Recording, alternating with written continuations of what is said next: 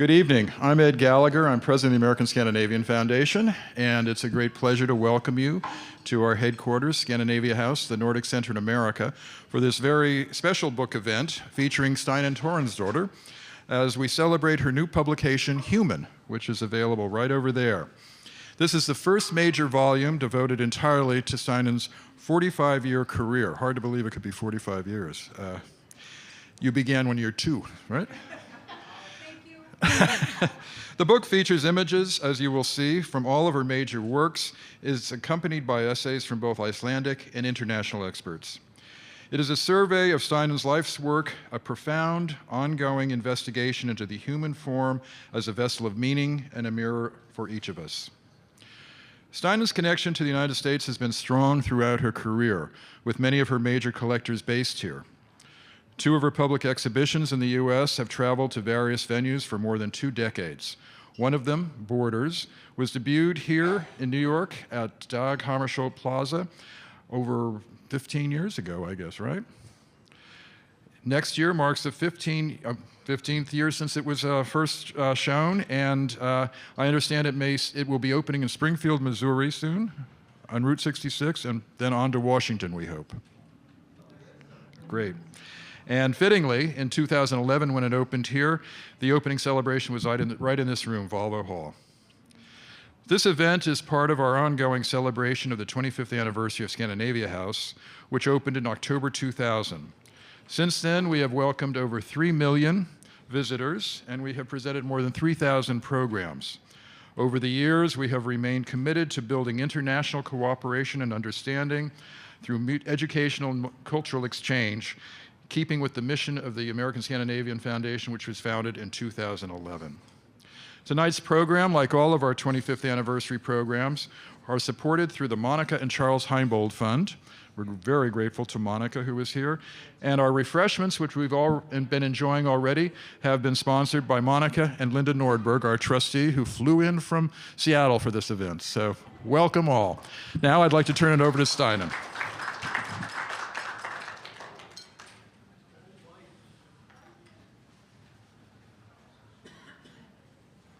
Well, hello everyone. So nice to see so many good friends. And thank you, Ed, for that comment about age specifically. Yeah, it's been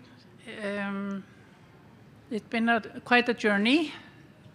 And I'm so happy to be here and so thankful to my friends Linda and Monica for, taking care of us with food and drink. And I'm so happy to see so many good friends, as that I've known for such a long time.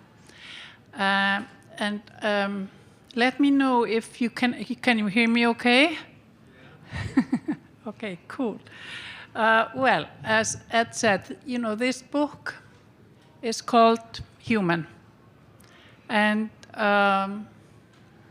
it kind of a labor of love, I would say, because it's more than 2 years since me and the publisher started to discuss it and to think of how to make it, and it became bigger and bigger and bigger, and then, speaking of age, I thought, how old is this woman with that, volume?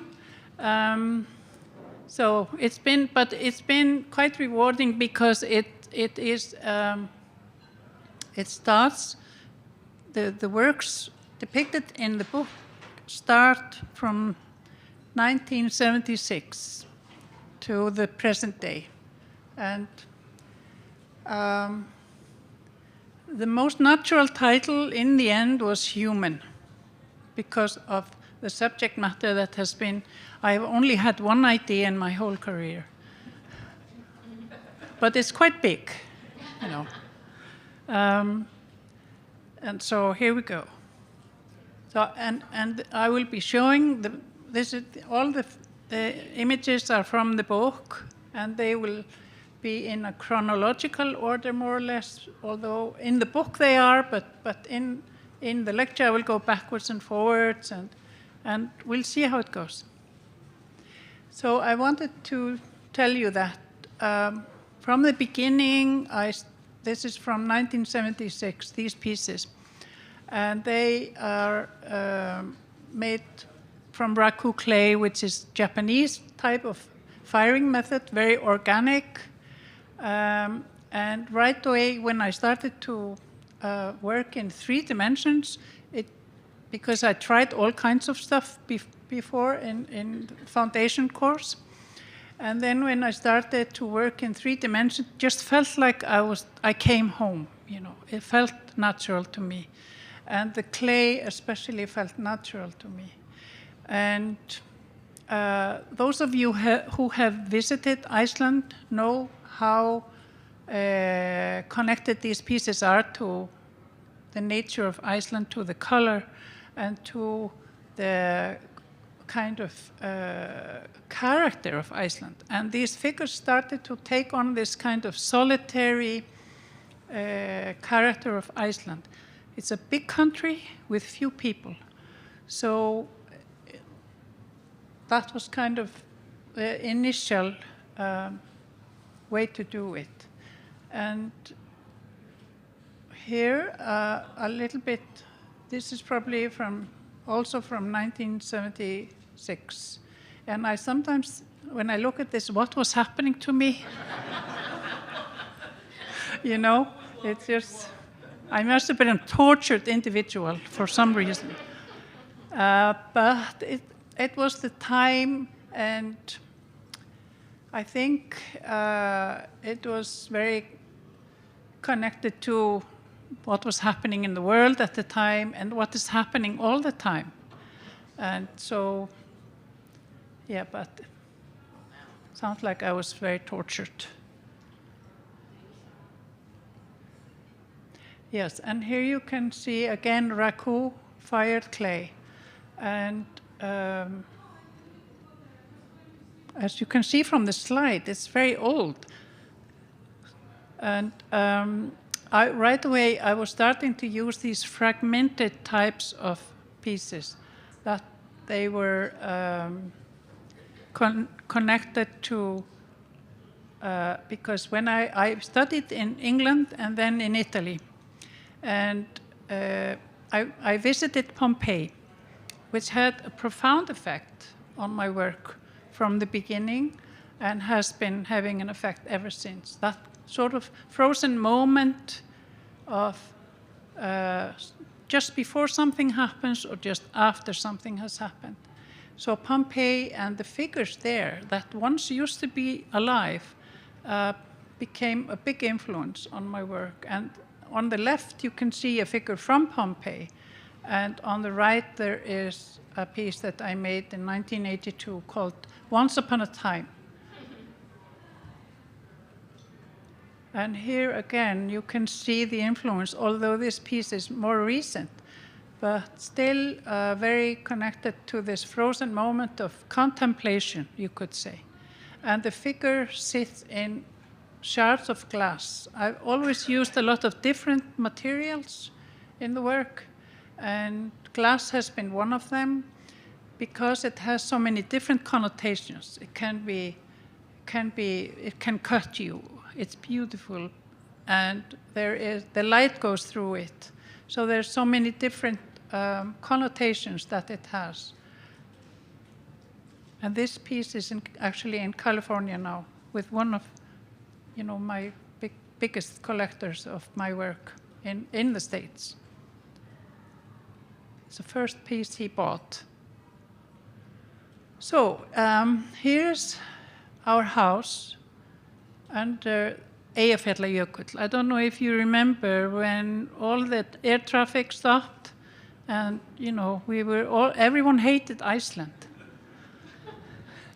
And so this was during that time, and we have a house there underneath Eyjafjallajökull, and during the summer it's like this, and then soon afterwards it was like this. So Iceland, with its volatile nature and the big connection that we have to earth is something that has always been really, really part of my work. And we thought at the time that this meant that we would never be able to be there again. But because there was the ash was like this thick on all our land. But ultimately, it turned out the ash was a fertilizer. So just became more and more green. And then we've been there ever since. And here again, this is the first public piece I made in Iceland, and it's also really connected to nature, to the earth, and it's a memorial to fishermen. And the figure is cast iron that kind of changes through the years and becomes more and more rusty and different color. And the stainless steel is on the right side, and that's kind of like waves and more connected to nature, the unchanging nature, and how the material stainless steel doesn't change, but the rust does, like we do. So we age like that figure. And actually, it's my husband.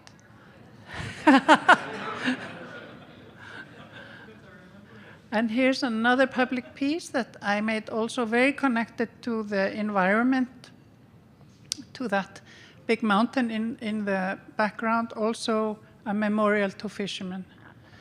So nature and has always been a big part of what I make. And here, as you can see also, this piece on the left is called Heaven and Earth. And on the south coast, where our house is, in the spring and in the fall, the swans come in flocks over. And it's always so nice when they arrive, but sad when they go. So that's connected to that kind of thought. And then the piece on the left is kind of a union of these two figures. Because we always, it's a little bit about the fact that we as humans want to do more than we actually can do. And we want to fly. Again, the south coast.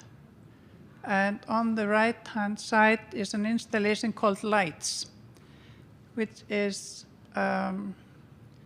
showing that the glass there's glass, circular glass pieces going through the figures that open them up to the daylight so that they change during the day, depending on where the light shines through.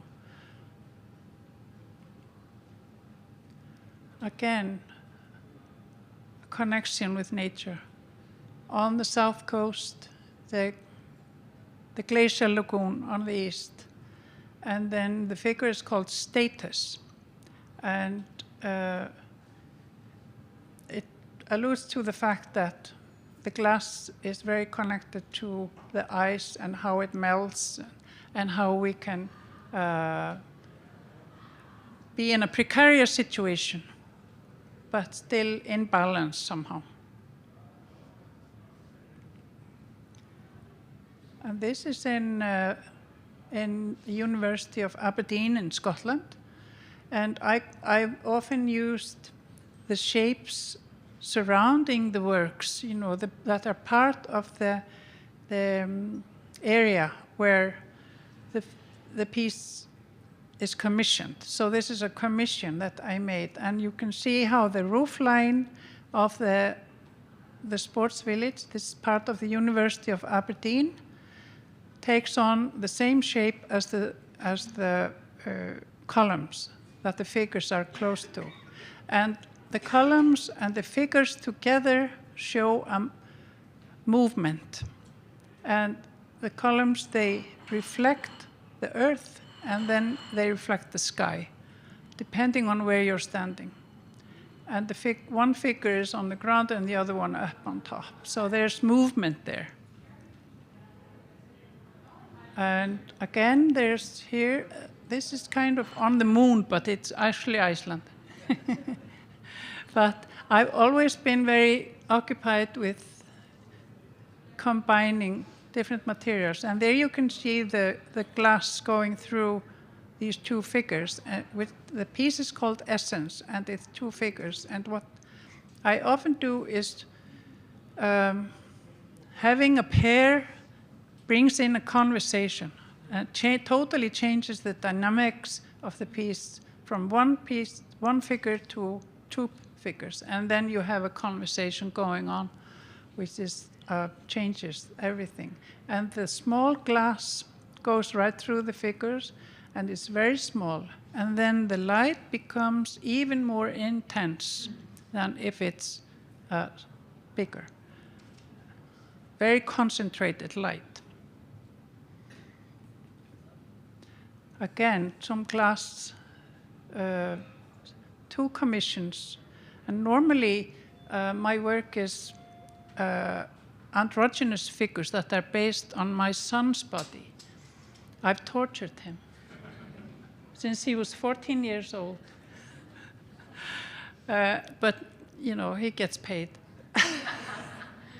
But these are 2 commissions of female figures that I decided to have female figures for these 2 commissions because on the left side is a piece made for the Catholic Church in Iceland. It is to commemorate the selfless work that the nuns of St. Joseph's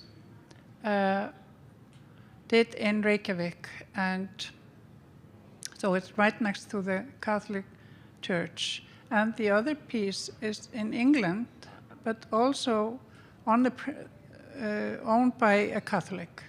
So, and the idea is that these 2 figures are like trees growing out of the earth and really being part of the earth, but also seeking to grow up. And so on the left side, maybe some of you who are here from the Katona Museum. Yeah. And so this was a great project that I worked with the Katona Museum Sculpture Garden. 11 pieces of figures that were actually dispersed among the Norwegian spruce trees in the sculpture garden. And they leaned in different directions. And there was a horizontal line going through all of them, uniting them in this horizontal line. And there were actually some bits of twigs and bits of bark that a good friend sent me from the museum. So I actually placed some real pieces from the garden into the original of the sculptures. So they are really very tied to that specific spot. And then this show traveled the States for 10 years, I think, something like that. And then it ended up in a great collection in Canada on the right, which also has spruce trees. So they ended up in the right place. But I thought it was interesting that they could actually go there and somewhat become part of that as well. And so here, this is the show in the Hammarskjöld Plaza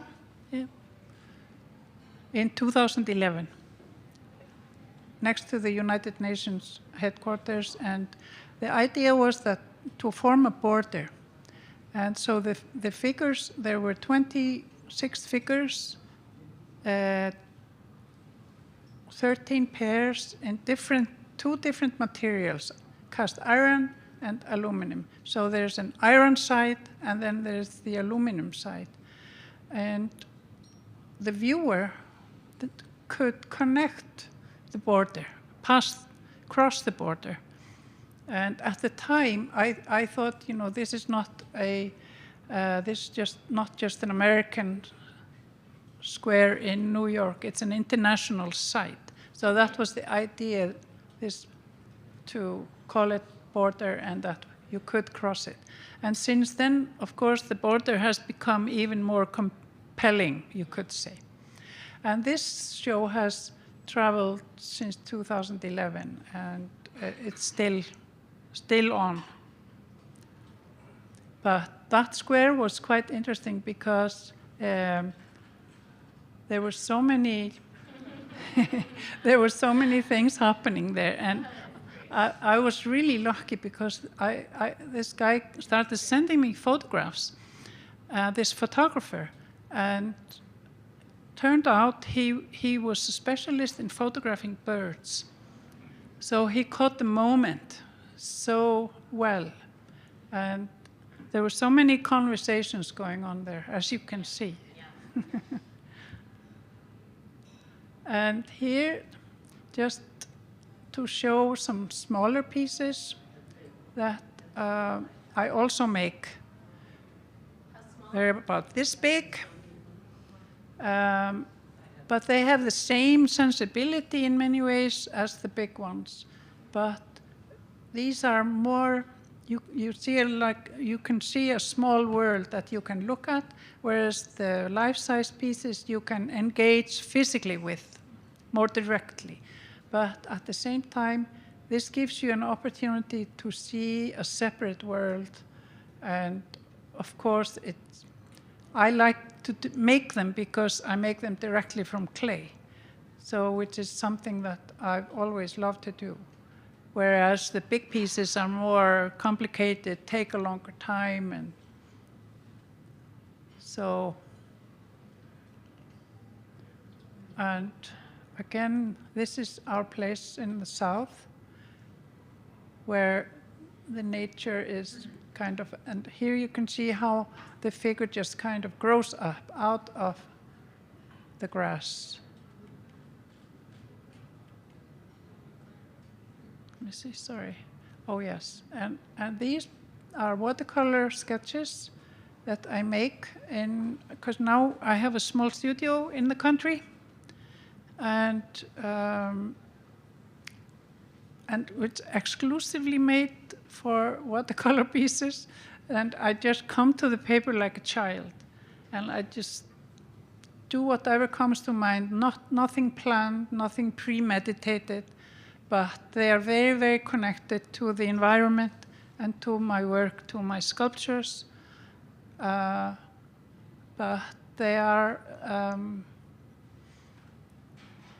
very easy approach in many ways. And as you can see, the horizon is very, very prominent in that area, and kind of it's hard to get away from the horizon. You would think, because on the south there's the horizon, there's the sea, and then on the north there are the mountains.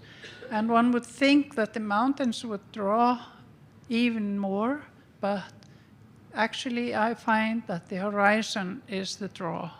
And it's the infinity somehow, and eternal look. Very different place, Dallas, Texas. But it's in the art district in Dallas, and it is one of many pieces that the biggest collector of my work, Craig Hall, has. He owns this building in Dallas, and this is called Paths. And it's very visible from many different areas in Dallas. And they look in all directions, and they again do things that are not possible to do, like hang on walls and so on. And the material is aluminum, which I often use for things that are hard to kind of, they're more connected to the sky than the earth. And this is in Dresden, in Germany, and it is the armory, old armory of the German army. And on the left, you can see the old armory as it used to be before the war. before World War II. And there were figures on top of the columns that were dedicated to war and very masculine. But they were all of these trophies or figures were stolen in 1944 from the building, and they were never found again. And incredibly, the armory actually survived the bombing, but the figures disappeared, and no one knows what happened to them.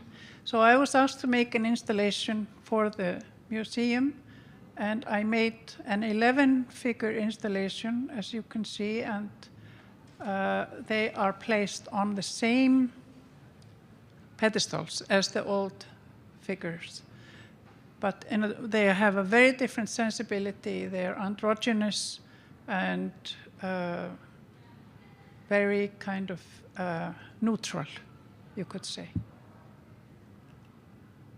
And all of those figures came to Iceland to celebrate the year of public sculpture with the Reykjavik Art Museum.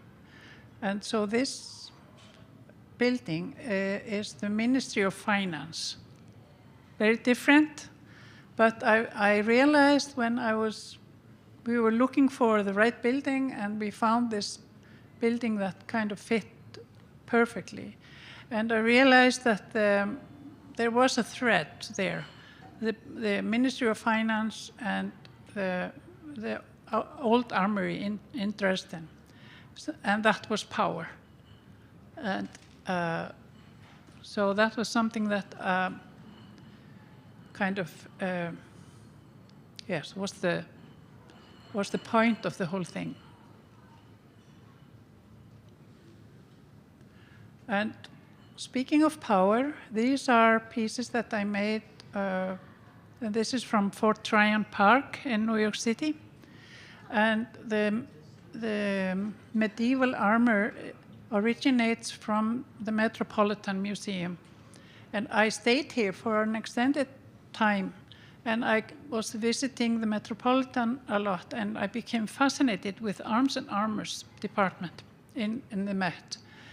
And ultimately, I collaborated with New York City Parks, and Metropolitan Museum kindly scanned 3 of their medieval armors, German, English, and Italian, and they're all very different. And the idea was to place these, armors of power, and our need to protect ourselves was part of the idea, and to place them against a naked figure of my son, who was actually a pacifist. And he, in the studio, he took on the stance, the same stance as the armor. And so it became this conversation of the empowered and the unempowered. And the Met scanned them incredibly precisely, and it was a joy to work with them. What year was that? This was in 2018. Yeah. But it was made 2016 to 18. Took 2 years to make. Three pairs. And then this photograph on the right popped up, and I just thought there was, such a strong connection there. Yeah, in Baton Rouge. The one on the left, where is that? That's in Reykjavik. This show, Armors, traveled to 3 different places. Started in Fort Tryon, and then it went to the King's Square in Copenhagen, and then in Reykjavik. But this is also very much connected in many ways to this idea that has always been part of my work, is this connection of contemporary and classical. And here you can see other influences, like I'm very much interested in ancient Egyptian art, and that has always been part of these frozen moments of contemplation. And this is a recent piece. Now we're getting to the now, and this is from 2025, and it's called Cliff. And it is actually a self-portrait, unusually, because I don't do those very much. And the figure sits on a mirror. So it's a little bit like a cliff in the ocean somehow. And I don't know why I made that, but I did, But, sorry? Is that shown somewhere? Is that shown somewhere, that piece? Yes, in Iceland. Yeah. But it's very organic. Texture is very organic, and but it's a little bit connected to, for example, the Westman Islands on the south coast. That kind of grow very straight up from the sea. And this is also a recent piece called Character. And as I mentioned before, this idea about conversation of two figures changing the whole dynamic. And in this piece on the left, and you can see like the inside, outside, because the figure on the right is the cast of the figure on the left. So it shows all the crutches and supports that are necessary for the piece to stand up, and so it's a little bit perfect, imperfect, and the same you could say about the wall piece. It's the same idea. This is called Character 1 and Character 2, and on the right it hangs on the wall, and this the inside, outside, perfect, imperfect idea is there as well. So it's a little bit like speaking to yourself.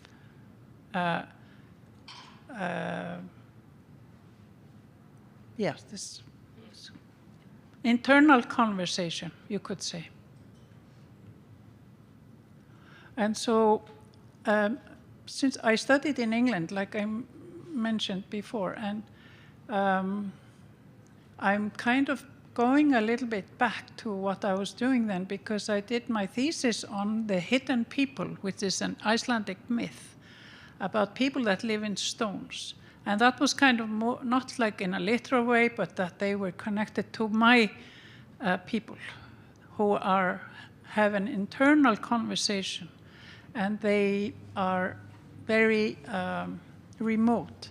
And so I started to, and the river in that corner is on the south coast, and I started to collect some stones from that river, and they fit in the hand, and but I had them scanned and made them life-size. So the figures could, in fact, fit inside these stones, as you can see the shape of them. And then I took it a little bit further, because this is also a stone picked from that river, but there are many split stones in the river. And digitally, I worked with a specialist who helped me to scan the stone, the two parts of the stone, and combine them with my own figures. So this is like the figure in the middle is negative, and you can see how the stone is split, but on one of them the small part is still part of the figure, And he's a little bit like walking out of there. And then, but they are very reflective because it's stainless steel that has been highly polished. And I made these digitally in Iceland, and then I sent the file to China. And they cast the, so nowadays you can do almost anything. You can see this is how it stands in 3 parts. It's one piece of art, but in 3 pieces. Well, it's in Iceland at the moment, until the end of the year at least. I just had a show, and they were part of that.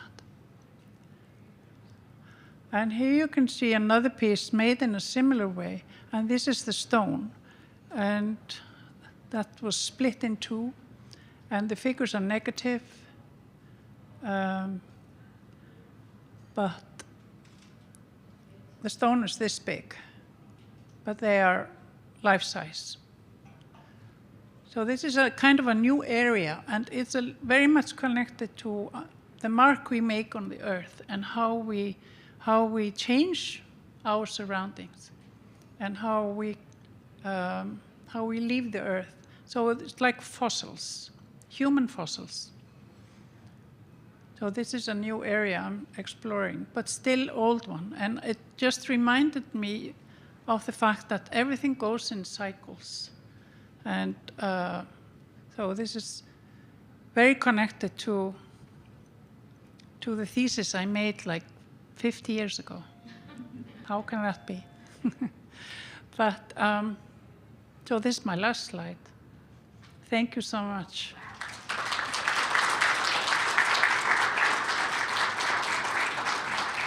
If there are any questions, yes.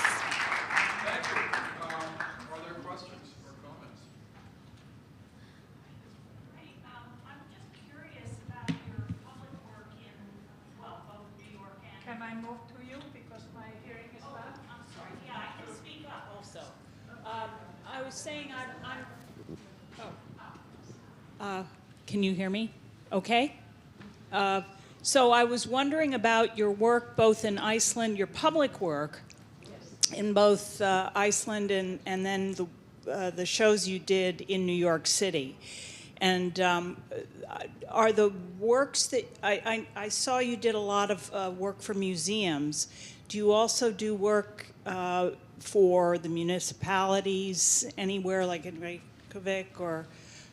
and how does that experience, how has that experience, if so, compare with your experience working with New York City parks in particular, doing the temporary exhibitions? Right, yes, I understand. Well, I think it always amazes me how commissions and doing works for specific spaces, specific areas, you would think it was confining, but in fact, it is kind of liberating because you open new windows that you wouldn't open normally, maybe. And also this kind of the work of collaborating with other people, because it's a lonely job, in the studio. And it's so nice to work outside of the studio as well. And I found it very rewarding, very, very different. And it has often changed my work in a good way, I think. As long as they don't tell you what to do. As long as you can do your thing, Yeah. And they let you do your thing? Yeah, mostly. Yeah. Yeah. Yeah, I was speaking on that. I think that your work speaks to the land and speaks to public spaces. Yeah. And I'm thinking of a site that I go to a lot, but like Bryant Park, like the earth and the thing and the, Yeah. I don't know how you get commissions, like they find Yeah. you find them. Yeah. How does that work? Well, in the beginning, they found me. In the beginning, I made a piece. My first public work was 1986.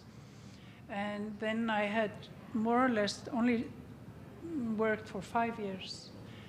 But Iceland is small, and that's how it gave me so much opportunity to make big works. And maybe that you wouldn't normally be able to do something so big in a different environment. But Iceland has always been kind of,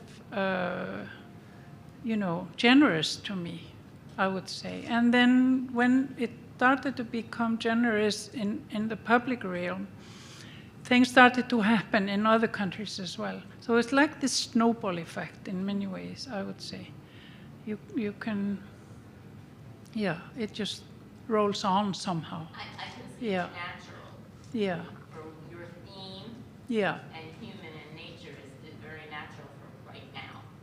Yeah, well, I mean, the thing about doing figurative work is that, through the years it's been both in fashion and totally out of fashion, So it's just something, as long as you stick to what is yours and what is true to yourself, then it's okay. But I remember times that, that were totally dead. When was that? I would say maybe at least around 1990 or something like that. But I mean, it comes and goes. It comes in cycles. Now this is in, now it's out, and then. But the thing about doing figurative work for me has always been this kind of trying to stick to not become banal and make kind of, too cheesy. It can be so cheesy, figurative, I think. So I try to not be cheesy. I like the rocks. Oh, thank you. Thank you. I think there'll be a lot of chance to talk. We have more wine and a lot of food. Steinunn, I want to thank you so much.